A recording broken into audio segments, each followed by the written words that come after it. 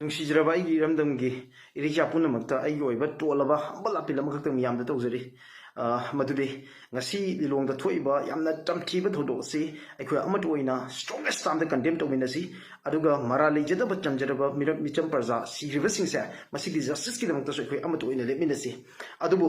ꯂꯩꯔꯤꯕ ꯊꯧꯗꯣꯛ ꯑꯁꯤꯅ ꯃꯔꯝ ꯑꯣꯏꯔꯀꯥꯟꯗ ꯃꯩꯔꯤꯛꯄꯤꯗꯒꯤ ꯃꯩꯖꯥꯎꯕꯤ ꯑꯣꯏꯗꯨꯅ ꯏꯔꯝꯗꯝ ꯑꯁꯦ ꯇꯨꯝꯅ ꯆꯥꯛꯅꯕꯒꯤ ꯂꯝꯕꯤꯗꯤ ꯉꯁꯤꯒꯤ ꯊꯧꯗꯣꯛ ꯑꯁꯤꯅ ꯁꯤꯜꯂꯣꯏꯁꯤ ꯌꯥꯔꯤꯕ ꯃꯈꯩ ꯑꯩꯈꯣꯏ ꯁꯤꯗꯒꯤ ꯁꯟꯗꯣꯔꯛꯄ ꯇꯣꯉꯥ ꯄꯨꯝꯅꯃꯛꯅ ꯃꯩꯇꯩ ꯑꯃꯗꯤ ꯄꯥꯡꯒꯜ ꯑꯅꯤꯒꯤ ꯃꯔꯛꯇ ꯊꯥꯖꯗꯅꯕ ꯄꯣꯛꯄ ꯌꯥꯕ ꯑꯩꯈꯣꯏ ꯃꯁꯦꯟꯒꯤ ꯃꯔꯛꯇ ꯅꯃꯨꯡꯅꯕ ꯌꯥꯕ ꯋꯥꯐꯝ ꯑꯃ ꯐꯥꯎꯕ ꯑꯩꯈꯣꯏ ꯍꯥꯏꯗꯅꯕ ꯍꯣꯠꯅꯁꯤ ꯑꯗꯨꯒ ꯍꯥꯏꯔꯛꯄ ꯄꯨꯝꯅꯃꯛ ꯑꯩꯈꯣꯏꯅ ꯑꯃꯗ ꯁꯟꯗꯣꯛꯄ ꯁꯤꯌꯔ ꯀꯃꯦꯟ ꯇꯧꯅꯕꯁꯦ ꯃꯁꯤ ꯂꯦꯞꯁꯤ ꯑꯗꯨꯒ ꯑꯗꯣꯝꯒꯤ ꯋꯥꯍꯩ ꯑꯃꯅ ꯅꯠꯇ꯭ꯔꯒꯅ ꯑꯗꯣꯝꯒꯤ ꯁꯤꯌꯔ ꯑꯃꯅ ꯀꯃꯦꯟ ꯑꯃꯅ ꯄꯣꯁ ꯑꯃꯅ ꯏꯔꯝꯗꯝ ꯑꯁꯤ ꯆꯨꯝꯅ ꯆꯥꯛꯅꯕꯒꯤ ꯂꯝꯕꯤ ꯑꯩꯈꯣꯏ ꯁꯤꯟꯃꯤꯟꯅꯔꯣꯏꯁꯤ ꯑꯗꯨꯅ ꯄꯥꯡꯒꯜ ꯄꯨꯝꯅꯃꯛꯅꯁꯨ ꯃꯩꯇꯩ ꯄꯨꯝꯅꯃꯛꯅꯁꯨ ꯑꯩꯈꯣꯏ ꯃꯁꯦꯟꯒꯤ ꯃꯔꯛꯇ ꯃꯤꯁꯀꯝꯃꯨꯅꯤꯀꯦꯁꯟ ꯂꯩꯅꯕ ꯑꯗꯨꯒ ꯑꯩꯈꯣꯏ ꯃꯁꯦꯟꯒꯤ ꯃꯔꯛꯇ ꯃꯤꯁꯑꯟꯗꯔꯁꯇꯦꯟꯗꯤꯡ ꯊꯣꯛꯅꯕ ꯊꯕꯛ ꯑꯃꯗ ꯇꯧꯗꯅꯕ ꯑꯩꯈꯣꯏ ꯆꯦꯛꯁꯤꯟꯃꯤꯟꯅꯁꯤ ꯑꯃꯁꯨꯡ ꯍꯣꯠꯅꯃꯤꯟꯅꯁꯤ ꯀꯅꯥꯒꯨꯝꯕꯅ ꯃꯈꯣꯏꯒꯤ ꯑꯣꯏꯕ ꯗꯤꯂꯤꯕꯔꯦꯠ ꯏꯟꯇꯦꯟꯁꯟ ꯂꯩꯔꯀꯥꯟꯗ ꯃꯈꯣꯏꯒꯤ vested interest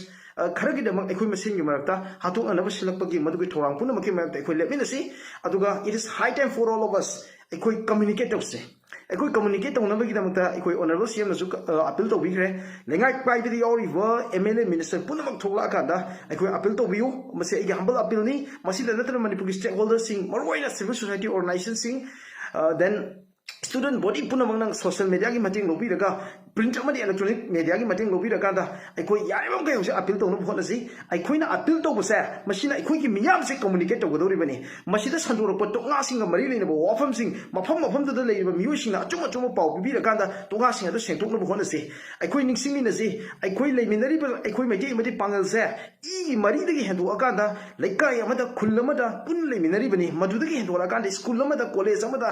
लंबी अमदा सोरोक अमदा अखोइ पुन चमिनरिबनी अदुगा पांगल अमना अमसुंग मैटे अमना याउदना अखोइ हिंगबा याबा पुंसी अमना ते मसी खंगमिनसे अखोइगी पुवारी से हंगतलगा येंकांदा अखोइ निंगसिंगमिनबगी तंगाइ फदबा लै को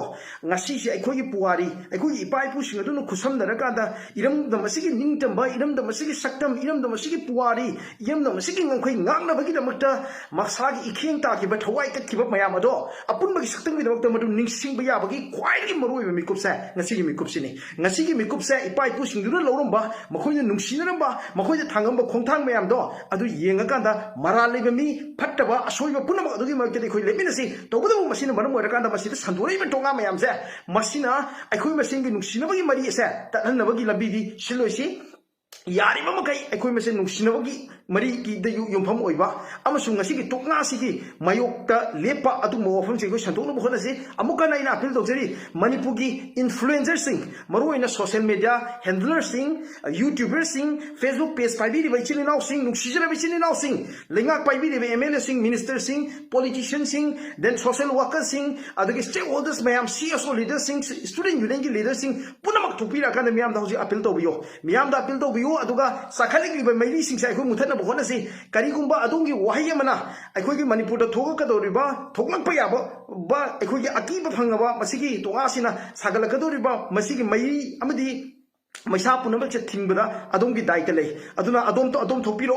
अदुगा अथुबा मतमदा अपील तोबियो it's high time for all of us to come out लोइनमक थोपिरगा अपील तोमिनसी प्लीज वालेकुम नुसिजरबा मणिपुर के प्रजा खुदिमक मरुइना मैतै पंगन चिन्नाउसिंगदा आइगे मैकेदगी ngasi पामदबा ताबदा थमोइ सोकना नुंगाइतबा फावबा दुंगलबा लिलोंग गी थौदो मिसिमिना असोगपन कयामा यावरिबा सुंगलबा थौदो बसे आइगे मैकेदगी I strongest town the condemn तौरी ऑनरेबल चीफ मिनिस्टर मणिपुर के प्रजा खुदिमक्ता मरान लेबा सिंह अथुबा मतमदा फारगा आइन गोइबा चपसाबा दंदी फंगनगनी हाइना थाजबा थमख्रबा लोइना मयाम पुनमक नुसी चानना तोंगान संदोकपिदबा अमदी इखोइगी मरक्ता असौबना मांग थादनबा अपील तौखिबा मयाम से इखोइ लोइना खंगनरबा तानरबा फमनि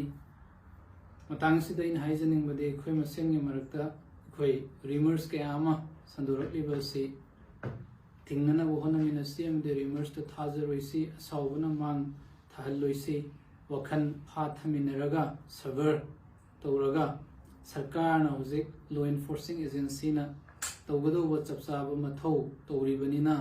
सरकार मतंग पांगसिलगा मरान लेबसिंग अदु फाननब होनबद मतंग पांगमिनबा अमदी मखोयबु चप चाबा दंडी फंगहनबदा अखोय खुदिमंगना पालिबा सरकार सिगी